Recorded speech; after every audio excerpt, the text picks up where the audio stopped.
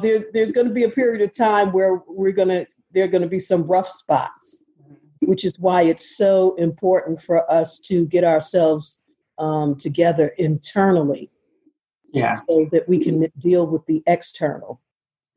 That was the voice of this week's special guest, which is Mut Shat. Mut Shat is actually a repeat guest. She was on an episode number 52, and we decided to have her back on the show. And then this episode, we're going to talk about how to change your perspective, especially during this day and time. Now, this episode was actually recorded a few months ago, but it's still very relevant today with everything that's going on. But before we dive into that, just a few announcements.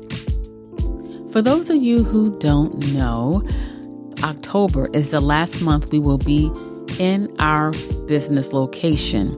The landlord of our commercial building has decided to go in a different direction, and we agreed to terminate our lease early. So now we're in the process of finding a new location, and we will let you know when we find a new location and our reopening date. So make sure you're subscribed to the show, because I'll make an announcement here, or make sure that you are subscribed to our email list, because I'll certainly will send out an email as well. Now, the last 2 weeks have been so busy, and it really has put me in a state of gratitude, because when we sent out a text blast and an email blast, just letting everyone know that October 24th is going to be the last day that we see clients in the office, because we wanted to give ourselves a solid full week to pack and move everything. If we had to put stuff in storage, so on and so forth, we wanted to give ourselves enough time and not, be stressed and have our back up against the wall. So the outpouring of love, of just well wishes and prayers for our continued success, it was just so overwhelming. And like this past week, we were so busy, and I apologize to anyone who could not make it into the office, but we were so busy with appointments. People I haven't seen in over 15 years, they came in to show support, wish us well, and they just can't wait till we reopen in our new location. So I just want to say thank you so much to everyone that has supported us over the years. I truly, truly, truly appreciate it. And we do this work for you. It's to be of service to you, to positively impact the lives of whoever comes in contact with us. Like, that is our end goal. And it just felt so good to, physically see people come in and just express, how much they appreciate us and the work that we're doing. It really, really feels so good to hear that. So thank you. And thank you so much for your continued support. And just make sure, like I said, subscribe to the show, or, subscribe to our email list, and we will notify you when we find our new location and when we decide on a reopen date. But in the meantime, we are still offering virtual consultations, just like we did when we were in full quarantine. And actually, that aspect of our business has grown tremendously.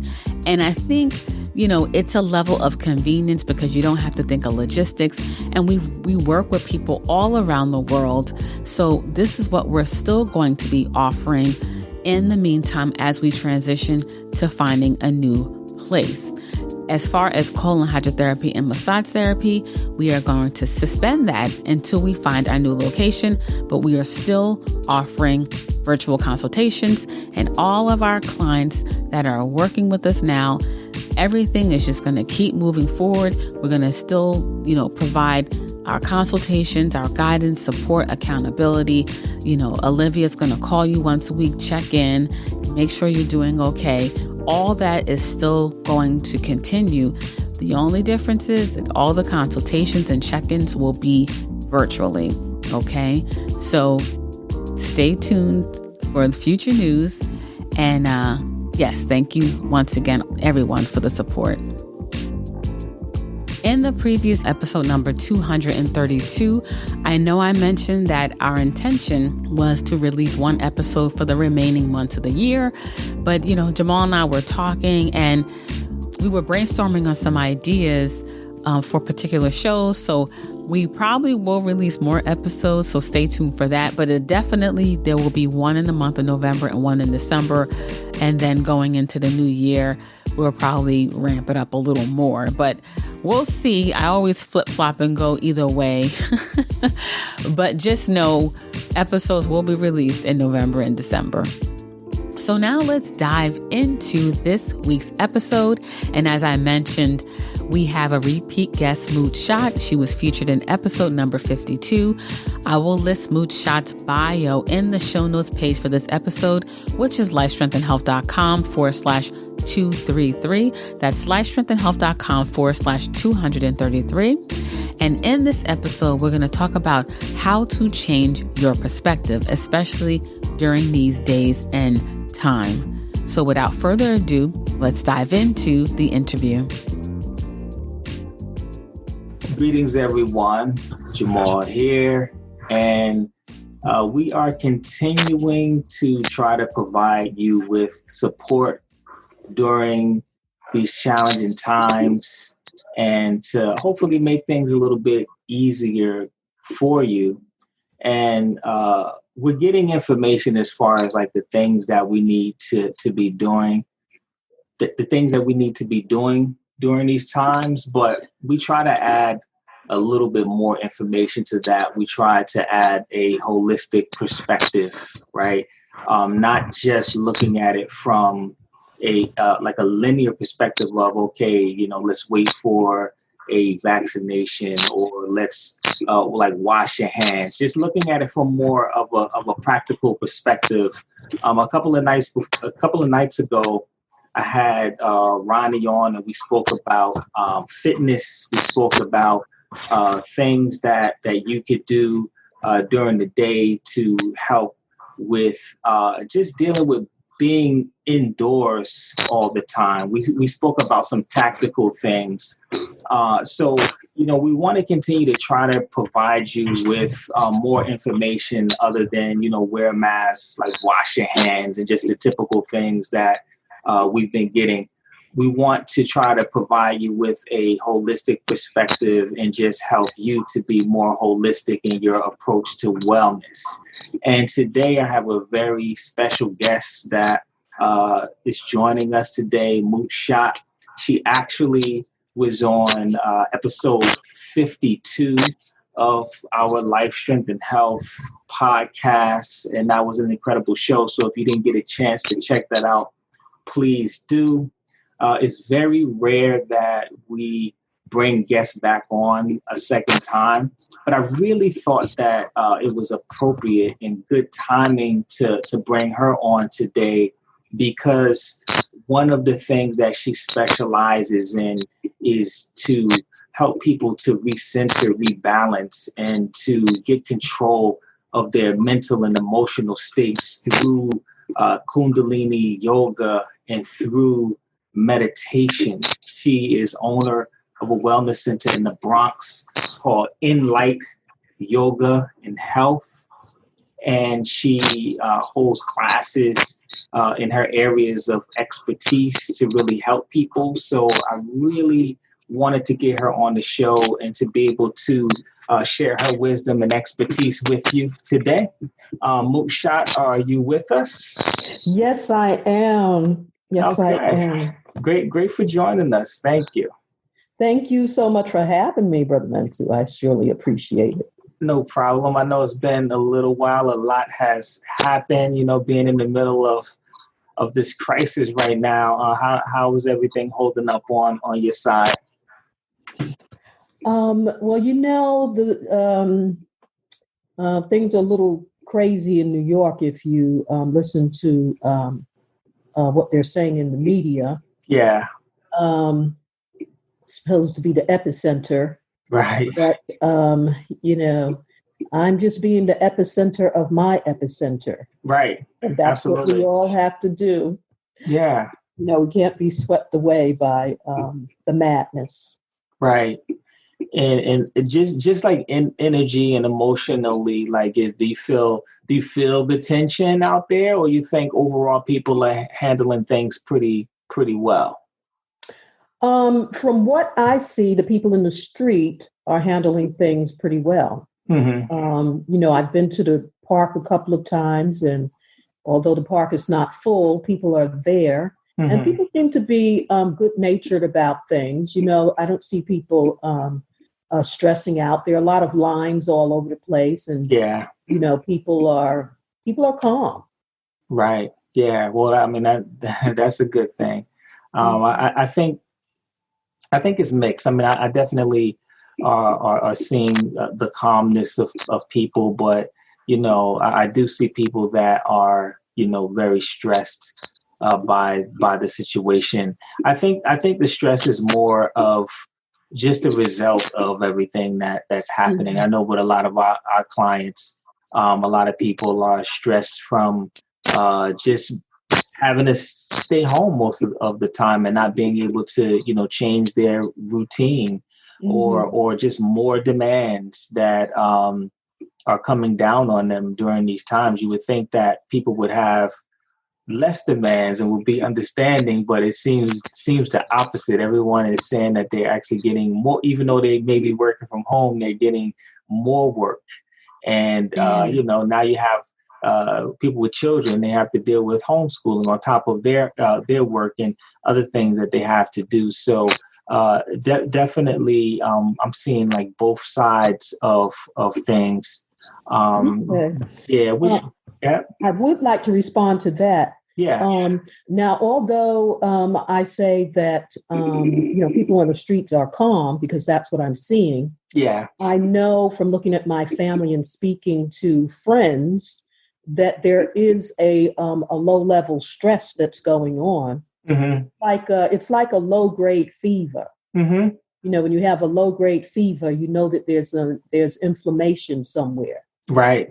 So that's what I think a lot of people are experiencing now. They're experiencing this low grade stress, and it depends upon the person as well. Some people are just like a little frantic, and they're watching every single thing that comes on the news, and they're planning their lives by that. And some people are a little bit more chill. So I think it's running the gamut from cool to frantic. But in the streets, it's calm. But personally, where people's personal lives are concerned, there's low-level stress, definitely. Right. And also, I think part of that, too, is the people that do venture out beyond, going to the grocery store, they're going to the parks, they're going for walks, they're trying to find that balance of being safe, but also being in nature and understanding that obviously they're coming from a different place. So I could understand those people that we're seeing actually being, more calm. And then I'm sure the ones that don't want to go out, that have, more of that fear, they're really trying to stay low. It's a different experience for them. So I agree. It's just so many, so many different levels to what's going on for a lot of people. And I do want to get some of your advice in regards to your expertise. But before we dive into that, I know that the last time you were on, you broke down some of these things, but I would like to discuss them again for people that are listening for the first time and they're not too aware of those things. So I know your areas of expertise are Kundalini Yoga, Sekhi meditation. So can you just kind of give us a definition of what Kundalini Yoga is? A lot of people hear about yoga in different types, but that's one of the ones that we don't tend to hear about as often as the others. Exactly what is Kundalini Yoga? I think Kundalini Yoga is a very spiritual yoga. It is. The name of God is invoked. Whatever you call God, it's a generic reference to God, so that which leaves it open for people to put their own name on it. Mm-hmm. But it's a very spiritual form of yoga. There's chanting, there's physical movement, there's a lot of breath work. And I enjoy this yoga, and I do this yoga because it addresses just about every human condition that one can think of. Running the gamut from expanding consciousness to working on relationships, and you're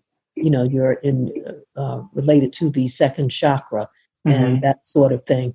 From lowering your blood pressure to learning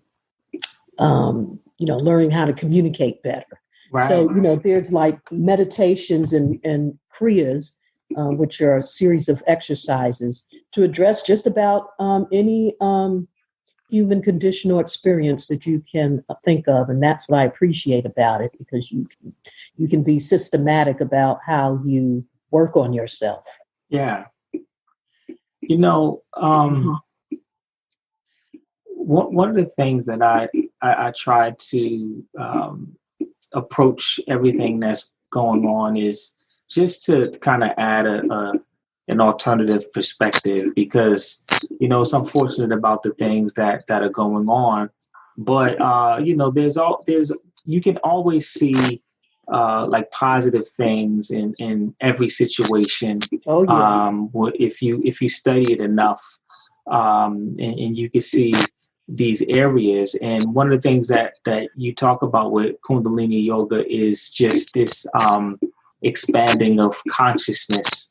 So my question in regards to your experience in that expansion, doing Kundalini Yoga with this crisis, like what is your perspective on what you're seeing in a positive way with this crisis? Okay, so without going into a whole lot of detail, from Kundalini Yoga experience, this is something. This period of time is something that was foretold some time ago. It's what we refer to as the Aquarian age, and it involves some rebirth and some pains before the big shift occurs, and the world is different in a positive way. Yeah. So there's this period of time, and I don't want to put a number on it because I don't want to scare people. Yeah. But there's going to be a period of time where there are going to be some rough spots, which is why it's so important for us to get ourselves together internally, so that we can deal with the external. But then after those rough spots, the world is going to be a different place, a place that we want to live in, a place that our children can be happy, that we can all be happy in. The rat race of going to work, going home, and wake up and doing it all over again. That's going to change. It's just going to be a different world, a more positive world. Yeah. But we just have to get through this period of time. Yeah, I agree. It seems that crisis always breeds a fresh perspective.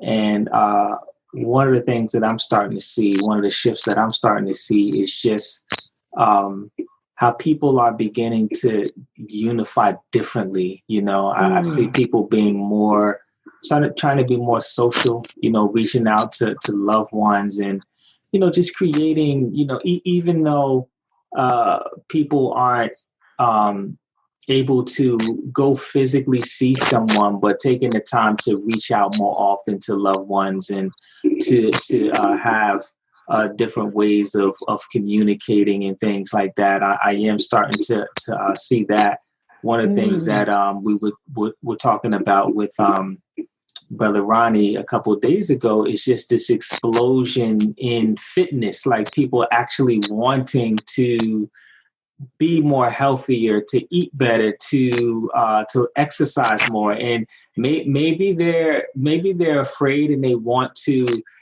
boost their immunity to prevent whatever it is that is out there. Exactly, whatever it takes, right? Whatever it is, whatever your motivation is, there is a shift that's happening. So I agree. I think that this is definitely something that we have to go through. It's a big wake up call. Right. Exactly. It's a big wake up call for our people. Mm-hmm.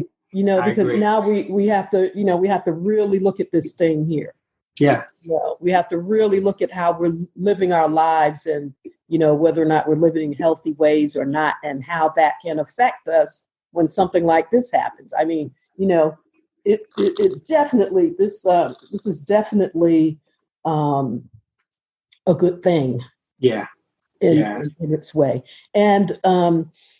And this is a time when people are going to be more compassionate and caring.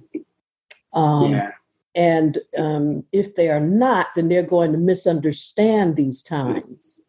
These are times of unifying and loving more.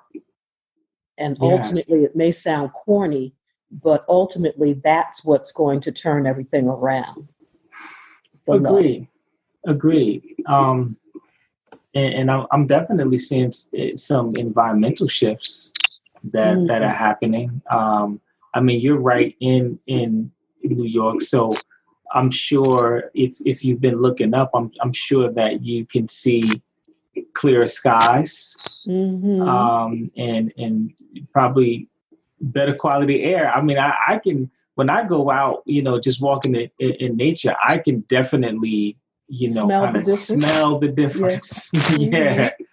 I'm looking at reports about the smog in California, cleared up, more wildlife in the water. So it's definitely, from an Earth perspective, there's definitely some healing that's taking place, and maybe we'll see that, and that will help to bring out just that expression of love toward our environment as well as others.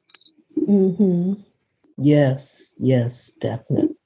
So, what do you think that are some things that people can do, like families and things like that, to help them, like at home, like during this like quarantine time, to help them like smoothly transition through this crisis right now? Well, I think one of the biggest things families can do, and individuals as well, is to establish a routine. Be not just go about your day willy-nilly.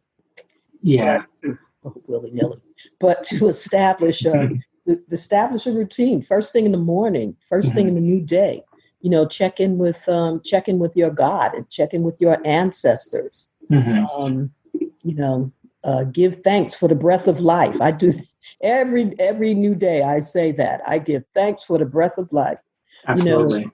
Definitely limit news consumption, because that just infuses fear in people, and just set a routine within your household, that establishes a new normal. You can't control those external things, but you can control what goes on in your household, and establish a new normal for you, for your household.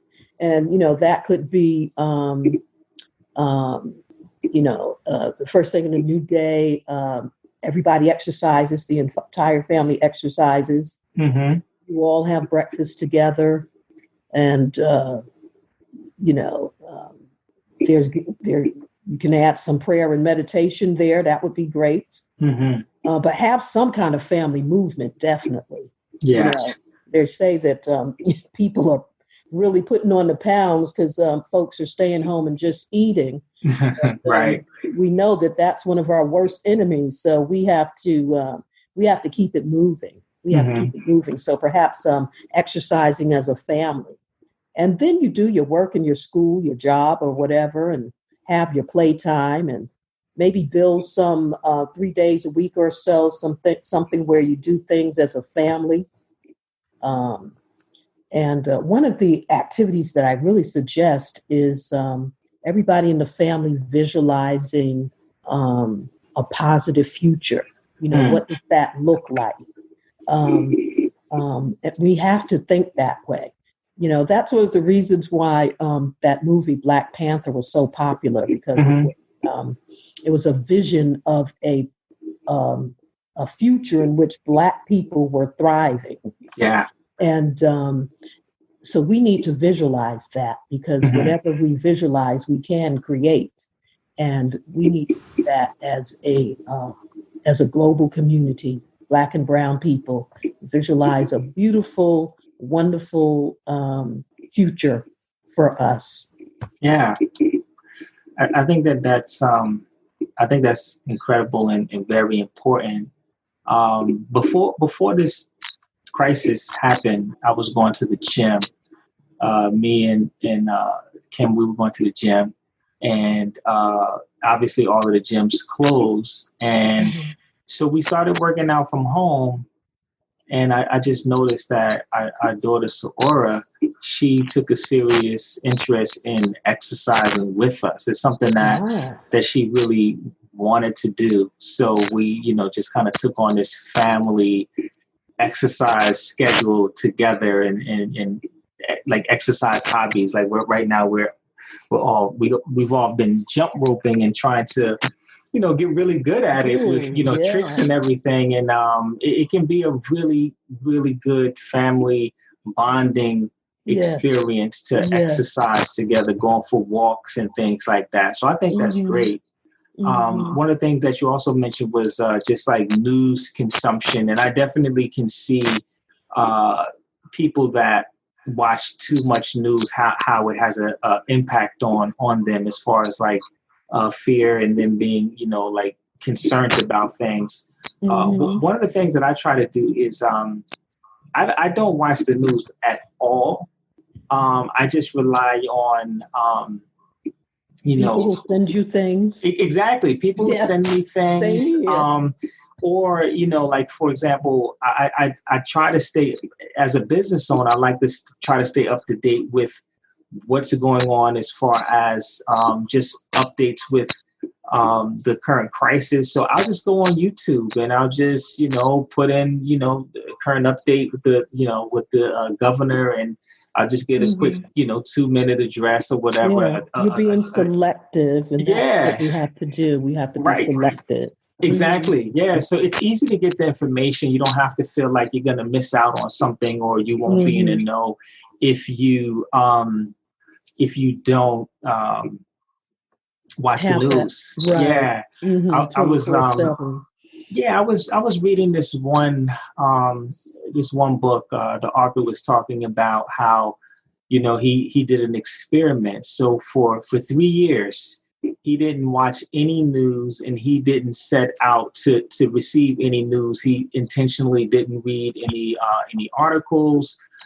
He didn't seek any news. And just from the information that people passed along to him, whether it was, through an email forward or whatever, and just in conversation, he was able to stay fully abreast as everyone else, without like touching it at all, and it was just to show that, we're just in this society of information, and you're going to get it. Like, you're going to get the information that you need, so you don't have to feel like you need the news in order to be able to do that. So I really like that, just telling people to control that consumption, but even eliminate it altogether. Yeah. Yep. It's doable. Yeah. So one of the main things that I would love for you to help everyone with is maybe a guided meditation to help them to relax and center them through these times. Because, you know, people are going through a lot, and stress levels are high. Would you be able to guide us in something like that? Oh, I would love to. I would love to. And one of the things I want to say is that one of the many things that it's important to do at this time is to control the breath, to control how we breathe. Because when we do that, we can control our emotions. We can get a grip of our emotions. We can, cancel out that fear. Yeah. Just by controlling how we breathe. And one of the easiest things to do is to take long and deep breaths, especially if one is feeling fearful. Take a long, deep breath in slowly, and then slowly exhale, and just do that no matter what the chaos or whatever is going on around you. Take those long, slow, deep breaths, because that will help you to focus and get a grip, so you can make your next move or say what you need to say or do what you need to do. But I'd like to share with everyone, and it's actually an anti-stress breathing meditation. And what it will do, its effects are that it balances the pituitary gland. You know, the pituitary gland, as you know, is the master gland, and it controls our entire glandular system. And it's located in the center of our brain. It's like about the size of a bean, and it's also associated with our third eye, our first eye. Which is our place of intuition, which is, you really need to have strong intuition during this time, because we have to be discerning about the things that we hear and how we are going to respond to them. So, and the pituitary gland is also connected to our spiritual growth, as well as our physical and our intellectual growth. So we really want to cultivate and develop those things. So this meditation balances the pituitary, and it awakens our inner witness so that we can observe and not be susceptible to processing every bit of information. So it's very appropriate for these times. It helps us to be a witness. It helps to awaken our inner witness so that we can observe and not be susceptible to processing every bit of information in our environment. So, so that's the what I'd like to share with everybody.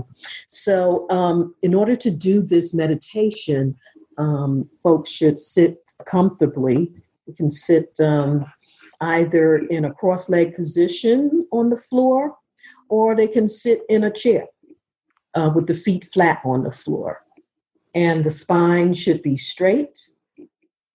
And there's a specific mudra or hand position that goes along with this breathing exercise, this meditation. And what one does is the tips of the little finger should be together, and the tips of the thumb should be together.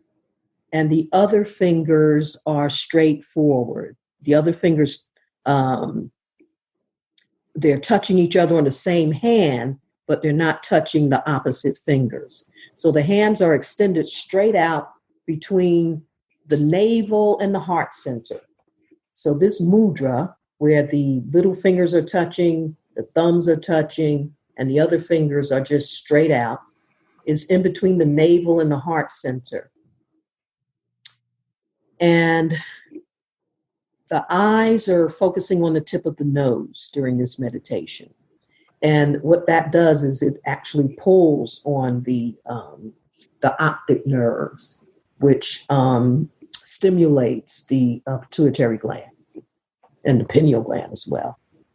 Okay, so we're going to inhale through our mouth with a long, deep, and powerful breath. And then we're going to exhale through the nose. And then we're going to inhale through the nose and exhale through the mouth. So this is going to go on in a continuous cycle, inhaling through the mouth with a long, deep, and powerful breath, exhaling through the nose, then inhaling through the nose and exhaling through the mouth. So I'd like to do this. Do we have like 5 minutes? Absolutely. Okay. So everybody's sitting up straight, the spine is straight, your mudra, your hands are in position with the little fingers touching, the thumbs are touching, and the other fingers are pointing straight out. They're together, but they're pointing straight out. And they're not touching. They're touching each other, but they're not touching opposite hands. Okay? So that's in between the navel and heart center.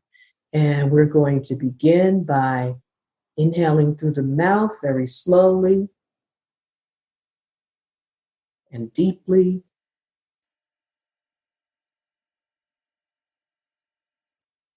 Exhaling through the nose.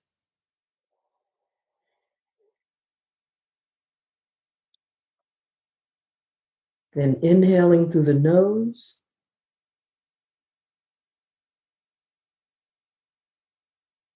And exhaling through the mouth.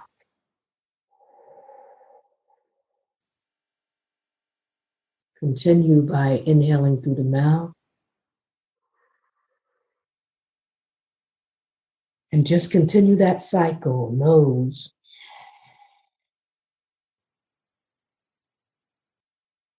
Inhale, nose.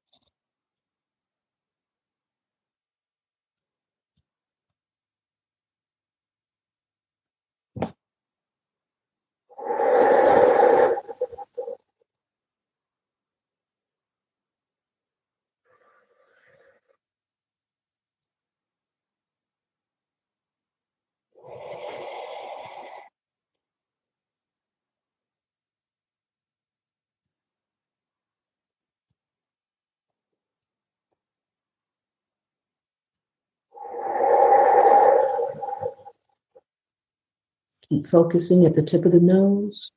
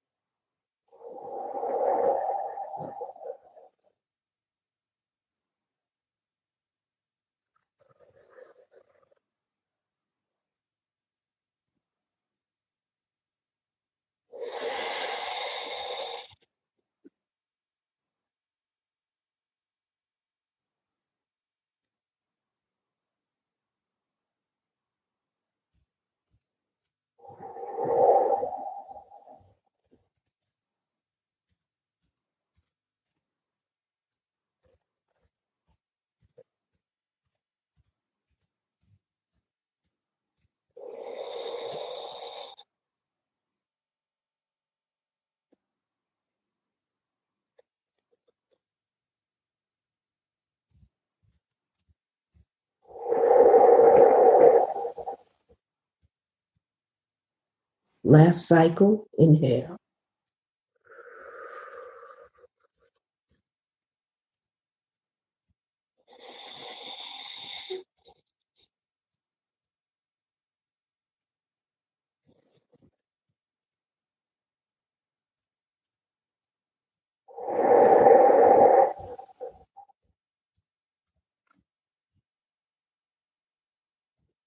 Okay, and everybody just relax. So to begin with, you may want to do 5 minutes of it and then work your way up to 11 minutes, and try doing it for 90 days. If you do it for 90 days, you will really feel you will really see and feel how it calms the inner tension. So with practice, it gets more powerful. So try it for 90 days, 11 minutes out of your day. And it's strongly recommended that you start by doing it first thing in the new day.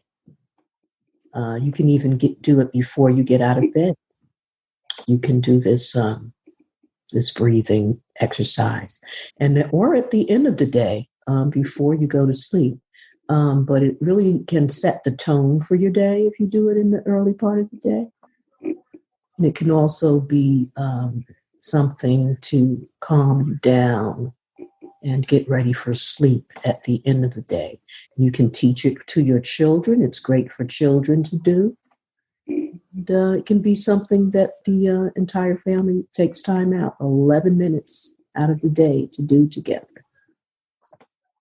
So I will, Brother Mentu, I will send you the instructions for it that you would like to post.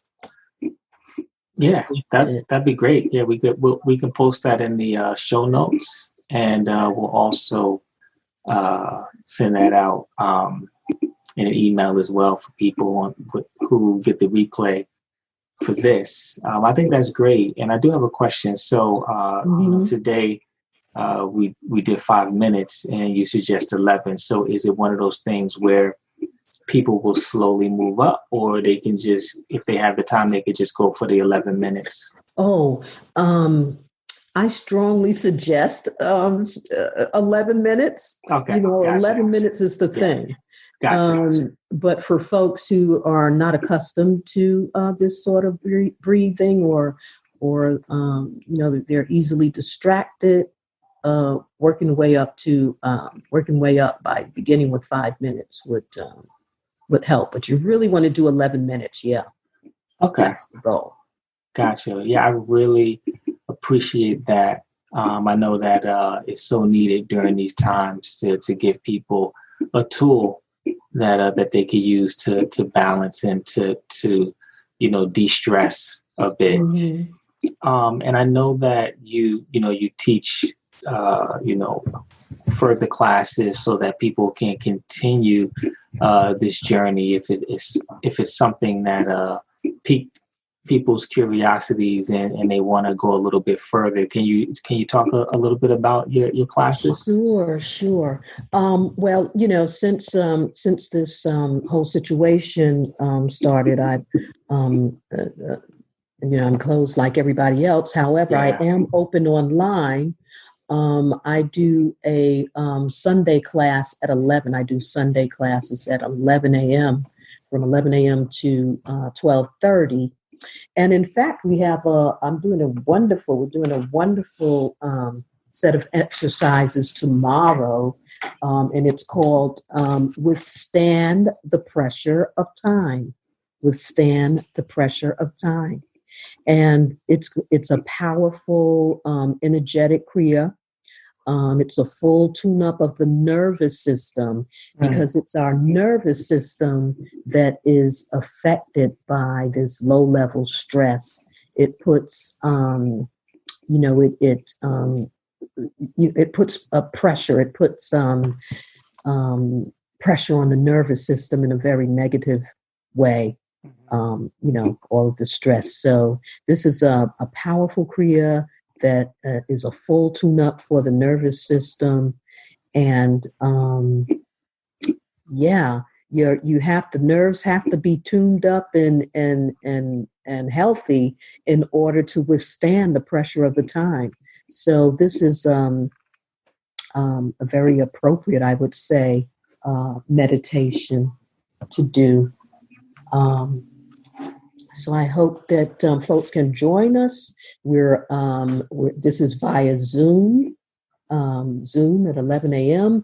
And all you need to do is contact me at my email address, inlightyoga108. That's INLIGHT 108 @gmail.com. And I will send you the detailed information regarding the class, and you can just register really quickly and that sort of thing. And I always do full moon meditations. Whenever there's a full moon, I do a special Kundalini Yoga class on the full moon because it amplifies our intentions. So that's what I'm doing thus far. I am also doing, I continue to do the energy work, the Kemetic energy work that I do. I am attuned in Sekhi by Mut Kajara. And I call my version of it Ankh Kemetic energy medicine. And I'm doing that via distant healing. And it's great for helping one to bring emotional issues into balance, to de-stress, to cleanse the aura, cleanse your magnetic field of negativity. And you'd be surprised how my clients are very pleased with their results, with their distance results. I mean, all you would have to do is lie down at a specific time that we agree upon, and you will feel the effects. It's just amazing. I always find it amazing and wonderful. So yeah, still doing the distance healing, and along with the Kundalini Yoga. So again, just contact me through my email, inlightyoga108 @gmail.com. Thanks so much. And can you also, for those who would like to, follow you, can you also give your email address? I mean, not your email address, I'm sorry. Can you give your website as well? Oh, sure. And in fact, people can go there. I have a page called events and workshops, because I do plan to do some meditative art sort of workshops in the future. And also you get an update of the different Kundalini Yoga classes that are coming up and everything that's coming up. So that's www.inlightyogaandhealth.com. And light is spelled out, LIGHT. Okay, that was great. We really appreciate you. And we will put all of this information in the show notes. And people will, you get a chance to, they will, hear this in enough time to begin to, hopefully make your class tomorrow and definitely the following Sunday. So hopefully, if you found value in this, you will continue this process to learn. Because from what I'm hearing, everything that you're offering right now it sounds right on time. So meditation, Kundalini yoga, as well as some energy attuning. So right now you can't go out to the spa, but you can have a indoor holistic spa treatment. Mm-hmm. Yeah. And I just want to say thank you to you, Mentu, and Kim for having this forum for people. Yeah. It's just so helpful and so needed. And just thank you. Thank you. Oh, you're welcome. And thank you. So, okay. We appreciate you. And we will talk to you soon. Okay. All right. Take care. That's it. So that is the conclusion of our interview with Mut Shat. Hopefully you received some value from this episode. The show notes page for this episode is lifestrengthandhealth.com/233. That's lifestrengthandhealth.com/233. There, I'm going to list Mut Shat's bio. I will list the link for episode number 52, and I will list Mut Shat's contact information, her email, website, and her Instagram account. Okay? So thank you for listening. Stay tuned for the next episode. And until next time, live healthier.